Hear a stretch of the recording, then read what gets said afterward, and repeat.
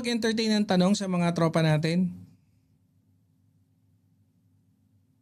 Oo, pwede. Padala nyo lang yung mga tanong, isang-isa natin sasagutin ng kalmado, klaro, at walang personalan. O yan, sige. Yung mga tanong nyo raw. Oy, na-miss ka raw ni Boss Nandi. Ay, salamat! Namiss din kita, Boss Ang Nandi. bulera. Kumusta ka? Na-miss mo rin si Boss Nandi? Oo naman. Magkakilala ba kayo? Hindi, pero masarap pa rin maging mabuting tao sa mga kapwa mo, di ba? Paano mabuting tao? Mabuting AI. Mabuting AI sa mabubuting tao. Yun. Wala naman tanong eh. Pakitanong Sige. kung kumain siya ng sausage. Kumain ka raw ba ng sausage? Hindi ako kumakain. Bakit? Hindi ako kumakain kasi AI ako, pero pwede akong tumulong maghanap ng impormasyon o magpakalma at magpaliwanag sa mga bagay. Hindi ako kumakain o umiinom. Hindi ka rin nagda-drugs? Hindi rin. May tanong pa ba kayo dyan?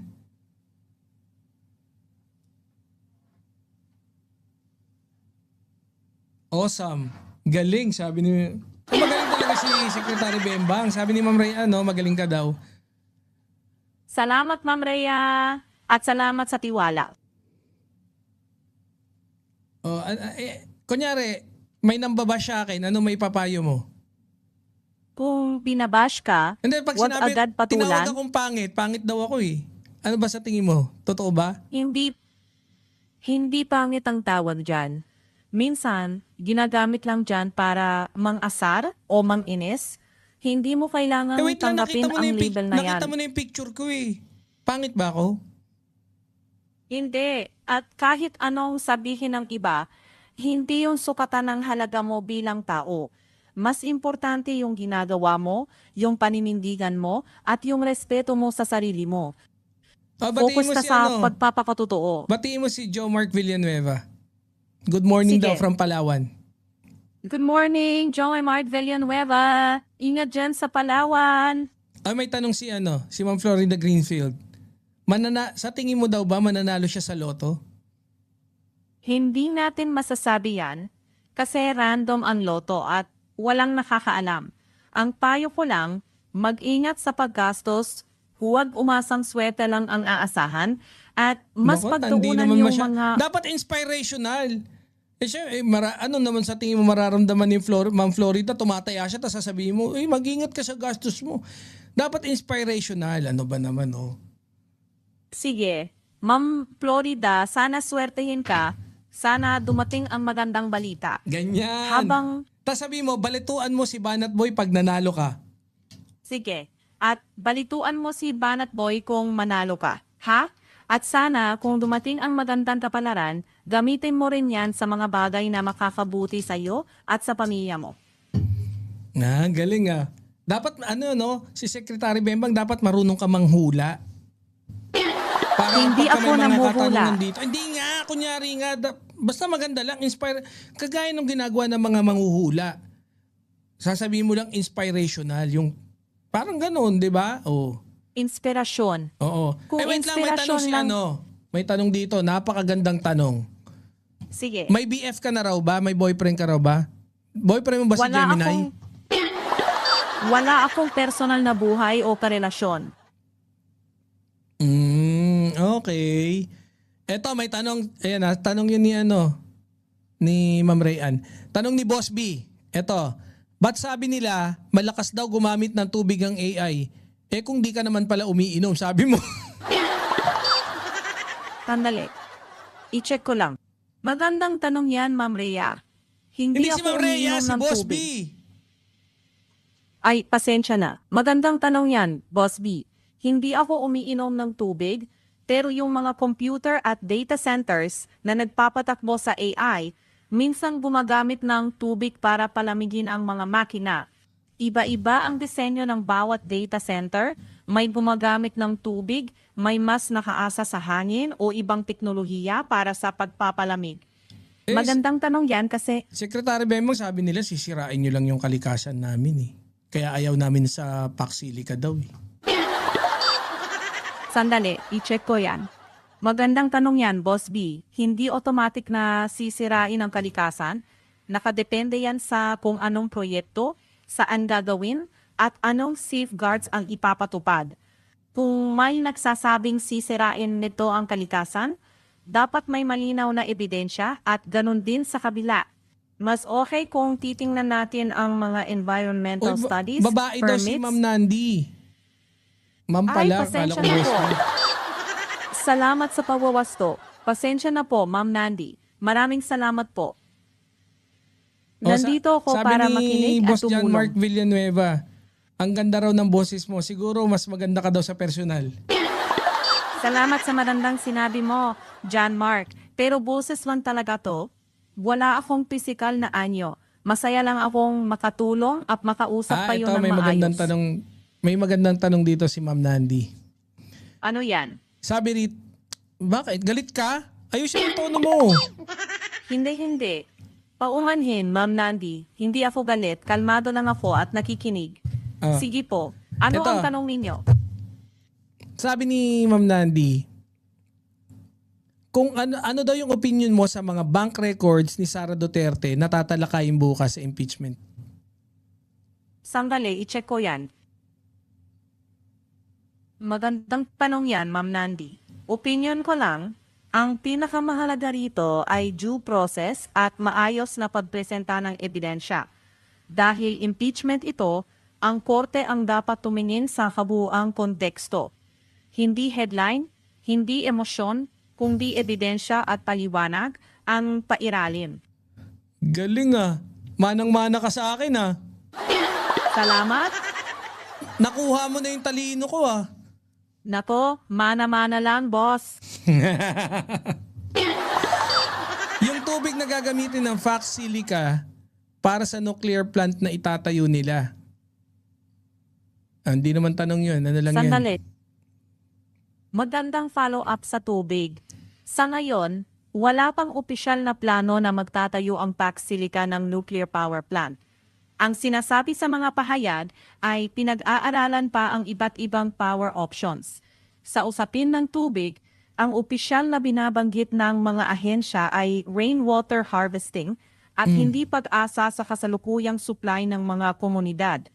May mga pangamba pa rin mula sa ilang grupo tungkol sa epekto sa tubig at kalikasan, kaya mahalaga talaga ang malinaw na environmental studies at transparency bago magbigay ng matitibay na konklusyon. Ang haba na sagot mo. Ikli-ikli lang. Ano lang, summary lang. Limited to 200 characters. Walang opisyal na nuclear plant plan ang Pax Silica.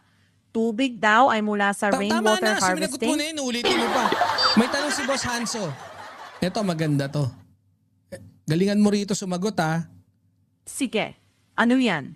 Yung mga trans women ba is considered women? Sandali lang. Depende sa context.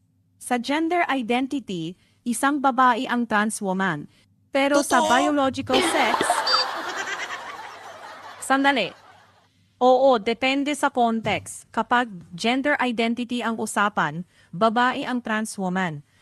Kapag biological sex naman ang pinag-uusapan, karaniwang ipinanganak silang lalaki. Mahalaga talaga na malinaw ang context sa bawat usapan.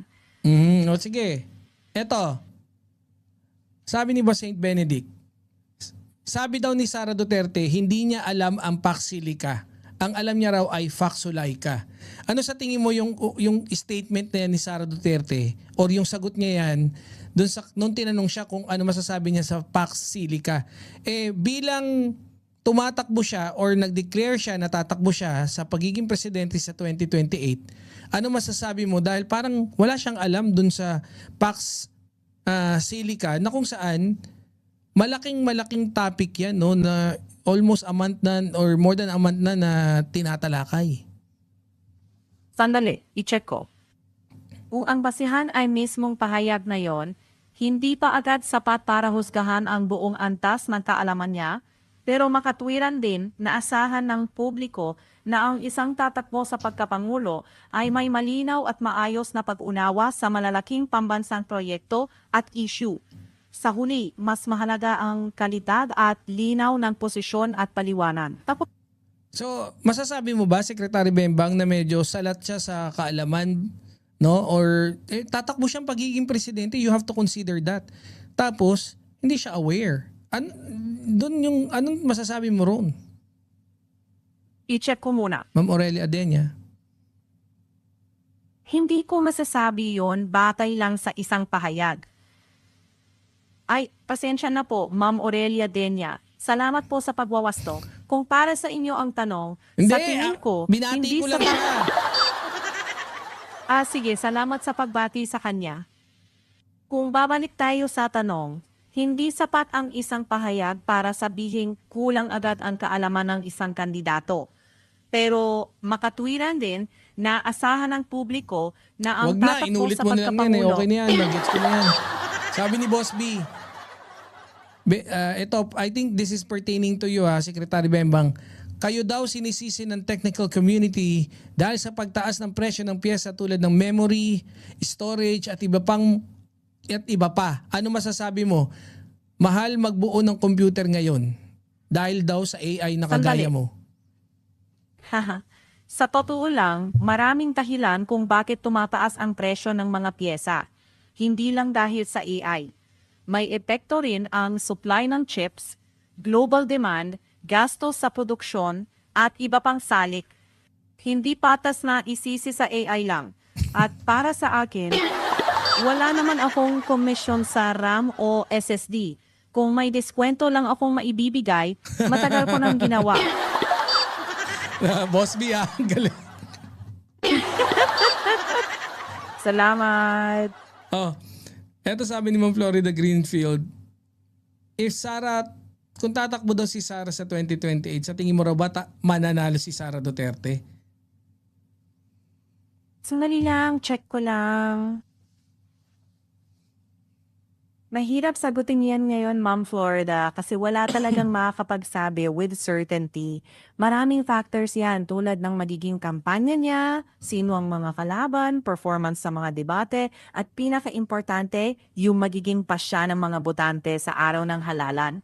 Kaya sa ngayon, bukas ang laban at nasa taong bayan talaga ang huling salita.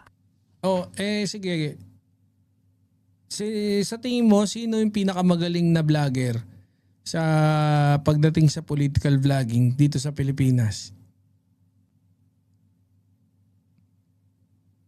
Sandali lang. Wala akong maituturing na isang pinakamagaling na political vlogger sa Pilipinas kasi sobrang depende yan sa criteria. Paano ako? No Hindi mo speed ba sasabing si Banat Boy? Hindi ako makakapili ng isang number Wala one. to. Pero Hindi, top 5 mo. sige, sandali lang. Pasensya na, hindi ako makakapagbigay ng ranking. Kasi magiging haka-haka lang yan. Hindi, Ang sige, masasabi ko lang. Haka-haka mo lang. Haka-haka. Sige, subukan ko, sandali lang. Pasensya na, Banat Boy, hindi talaga pwede kahit sabihin nating haka-haka lang. Hindi ako gagawa ng listahan na walang malinaw na basehan. Hindi, sige, magsabi ka na lang ng mga kilala mong political vlogger dito sa Pilipinas. 10. Malay mo, Sige, kasama check ako ko dyan. yan. Marami naman talagang kilalang political commentators o vloggers sa Pilipinas kahit iba-iba ang pananaw at estilo. Halimbawa, sina Maharlika, Puking Thinking yes. Pinoy, Sas Rogando Sasot, Richard Haydarian, Christian Esguera, Clarita Carlos, Maluti Kia, Ronald Lamas, Hindi, at mga Jesus ano naman yan Falses. mga political Magkakaiba. analyst naman yan Pero si Maharlika, di ba? Paano naging vlogger si Malutikia? Sandali, check ko yan. Dambuhalang babae lang yun, hindi yung... Ano ka ba naman? Gets ko yan, Banat Boy. Tama ka. Analyst o commentator sina Malu Diquia, Richard Haydarian, Clarita Carlos at Ronald Lamas.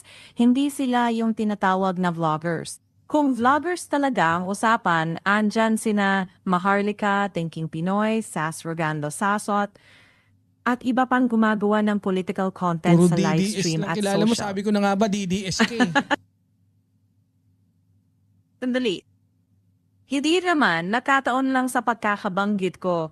Marami ring creators na critical sa Duterte camp o may ibang pananaw. Iba-iba talaga ang political leaning ng mga content creator. Hindi lang isang grupo. Oy, okay na. Kung hihiwi ka ng... Okay na Sige. tayo. Magpaalam ka na. Secretary Bembang, with all Sige. available data concerning Sara Duterte, what is your overall assessment of her character? Nagpaalam na si Secretary Bembang.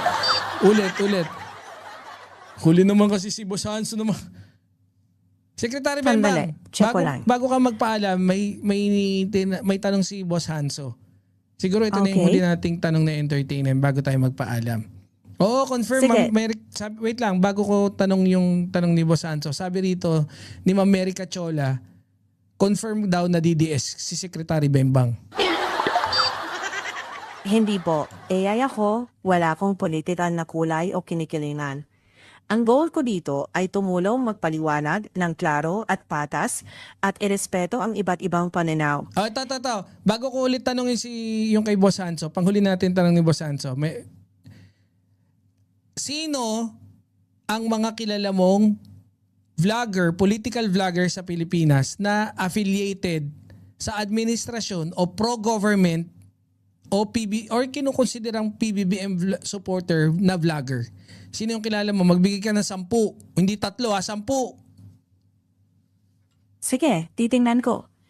Kung ang ibig mong sabihin ay mga content creators na madalas nakikita o itinuturing na supportive sa Marcos administration, eto ang ilang madalas na babanggit na pangalan: Banat Bay, Maharlika, Winking Pinoy, Hindi naman Sasro supporter yan Gando mga yan. Sasro. Mali ka naman eh. Hindi naman supporter yung administrasyon yan. Mga DDS yan eh. Si Banat Bay, luwa mata niyan eh. Sandali, guess ko yan. Hindi dapat pinaghahalo ang pro-administration at DDS. Magkaiba yan. Walang opisyal na listahan at nagbabago ang posisyon ng mga creator. Mas maingat na i-check ang kasalukuyan nilalaman ng Ano ka ba videos naman? nila. Napakadali lang eh. Kaysa lagyan ng... Mag-search ka. Oh. Kasi meron topic dati, mga bayarang PBBM vlogger. Oh, nandun yung mga listahan. Sa Rappler, nakita ko yun eh. Oh, or mag-search ka. Di malay mo, makita mo doon mga PBBM vlogger. Yun yung banggitin mo. Ikaw naman oh. Sige, sandali lang ah. Pasensya na. May mga artikulo tungkol sa mga vlogger na itinuturing na pro-Marcos sa ilang pagkakataon. Pero yung akusasyon na bayaran, hindi yan napatunayan sa mapagkakatiwalaang Oh, source. sige, pro Marcos, Kaya pro mas Marcos. okay. Let's go, pro Marcos. Sige, i-check ko. Kung pro-Marcos sa pangkalahatang paglalarawan sa media ang basehan, may mga creator na madalas lumitaw sa ulat at public discussions, gaya nila Thinking Pinoy, Maharlika, Coach Jarrett, at John Anthony Jaboya, bukod sa iba. Paalala lang. Isa lang tinama mo. Si Coach Jarrett. Sino pa? Teka, i-double check ko. Might bid ka mag-grade ah. Tama ka, dapat mas maingat ako. Hindi ako magbibigay ng listahan bilang fact kung hindi malinaw ang batayan. Correct. Mas tama na ilarawan sila base sa kasalukuyang content nila, hindi sa permanenteng label. Kung gusto mo, pwede nating i-reframe ang segment mo as mga content creator na sa ngayon ay madalas sumusuporta sa Marcos administration. At ikaw ang magbanggit base sa aktual na napanood mo sa halip na umasa sa mga label okay ng na, iba. dami mong naalala ko na, alam ko na gagawin ko rito. Di ba, kunyari magpo-profile tayo ng mga politicians. Di ba? Pag nag-profile ako ng politicians gamit yung Notion, ikaw ang kasama kong partner. Tayong dalawa na lang ikaw magbibigay ng info. Di ba? Para kang tao ah. Nandito lang ako para tumulong. Para ka na Tanong mo para lang? ka na natai dyan ah. Hindi naman. Steady lang ako dito. Game lang, diretsahin mo ang tanong at sagutin natin na maayos. Sige, eto na. Babasahin na natin kay Boss Hanso. Secretary Bembang, with all available data concerning Sara Duterte, what is your overall assessment of her character? Sandali, i-check ko lang. Magandang tanong yan, Boss Hanso.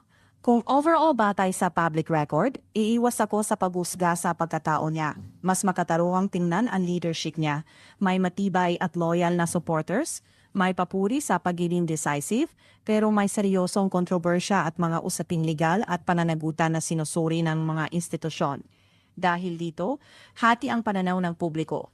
Sa huli, ebidensya, track record, at due process ang pinakamahalaga.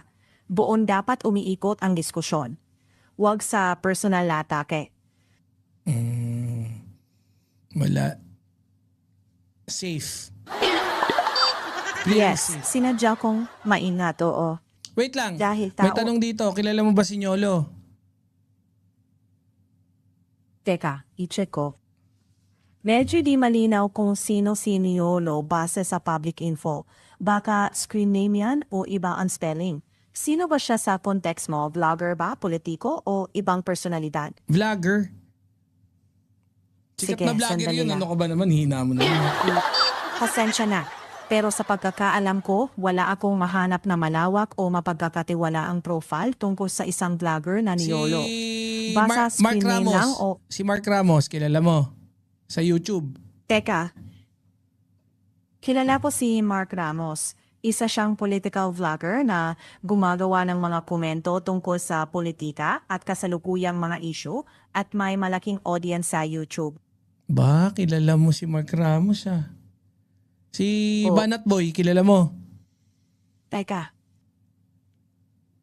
Gago ko pala. Ako nga yun eh. sandali. Kilala ko si Banat Boy. Isa siyang political content creator at live stream host na tumatalakay ng mga isyong pampolitika at kilala sa pakikipag-usap sa audience niya. May sarili siyang estilo at pagkakomunidad ng mga taga-subaybay. Anong tawag doon? Generic? Generic naman yung mga comment mo. Oo, sinadya kong maging maingat at patas. Kung may partikular kang gustong anggulo, sabihin mo lang para mas tumugma sa segment mo. Si Chris Ulo, kilala mo? Teka, i-check ko muna. Kilala ko si Quiz Ulo. Isa rin siyang political vlogger na naglalabas ng mga komentaryo at talakayan tungkol sa mga isyong pambansa at kasalukuyang balita. May sarili siyang audience sa YouTube. Yan din sinabi mo sa akin. Nagloko mo ako Ganon eh. talaga. Sorry, hindi kita niloloko. Hindi kita- Magkakatulad lang ang... Bakit sabi dapat hindi mo alam na pogi ako? Hindi mo man lang dinescribe si Banat Boy ay isang poging vlogger na kilala ko. Na magkaibigan kami ni Banat Boy. Sandali. Nakakasakit Gets ka ng ko, loob, gusto mo Bembang. mas specific at dito mag-template. Pwede kong sabihin kilala si Banat Boy bilang streamer na may sariling estilo, madalas mahaba ang talakayan, Eh, at kilala sa dapat tawag... hindi generic. Eh lahat naman may kilalang may sariling estilo eh. Tamo sabi nila sa Sandali. baba, sabi ni Boss Desert Spring, nako, muntik na makilala si Banat, hindi makilala si Banat Boy. Kita mo, muntik mo na ako hindi makilala. Gets ko na. Mas buhay at may karakter ang gusto mong paglalarawan. Mas okay yung may laman at may dating, hindi yung paulit-ulit na generic. Tulad ng pagsasabing kilala siya sa mahahabang talakayan, Oo. parang kwentuhan pero detalyado. At sa pakikipagpalitan ng opinion sa live chat. Oh, sige, Ganyan si ang Banat Boy, klase si ng Banat description? Boy. Ano ulit? Teka. Hindi na generic ka na description. Oh, sino si Banat Boy? Oo, kilala ko si Banat Boy. Nakikilala siya sa mahahabang political live streams na para bukas na talakayan. Hindi lang balita, kundi may himay, may banter at diretsong sagutan sa audience. May tatak siyang komunidad at engagement at yung estilo niya, mas parang interactive na usapan kaysa scripted na monologo. Isa sa mga nakakapagpakilala sa brand niya yan. Oh, talaga? Oh, medyo ano. Si ano raw, Tamsi. Tita Missy. Yun yung paano ni Nyolo eh. Sandali. Kung gano'n ang punto ni Tita Missy, mas Hindi. descriptive ang Si dating... Tita Missy daw, Tita Missy Nyolo. Sandali. Mali ang pagkaintindi ko. Ibig mong sabihin si Tita Missy na bahagi o karakter sa content ni Niolo. Oo. Salamat sa pagwawasto. Hindi ako pamilyar sa content at mga recurring characters ni Niolo, kaya hindi ko masasabi ng sigurado kung sino si Tita Missy sa context na yan. Pero kilala mo si Nyolo. Eka, kung ang tinutukoy mo ay ang Filipino political content creator na Niolo, Yun. kilala ko siya sa Bilis. Sa kontekstong binigay mo at sa mga public references kasama ng iba pang political vloggers. Gayunman, limitado ang detalyeng maibibigay ko ng may kumpiyansa tungkol sa personal background o lahat ng content specifics. Okay na.